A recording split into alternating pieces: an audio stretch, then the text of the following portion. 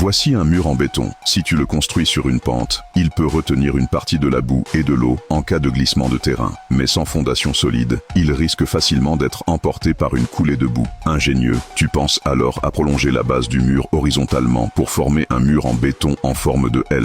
Mais une question se pose. Le petit pied du L doit-il être orienté vers la pente ou à l'opposé? S'il est orienté vers l'extérieur, on pourrait penser qu'il aide à soutenir le mur et à résister à la poussée latérale. Mais dès que le mur se soulève légèrement, la boue s'infiltre en dessous et emporte toute la structure.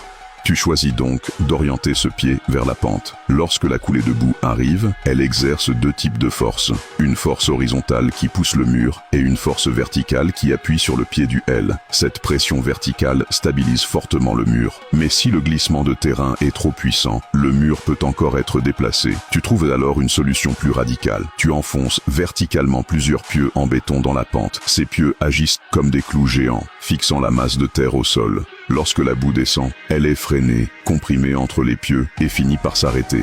Félicitations, tu viens d'inventer les pieux anti-glissement.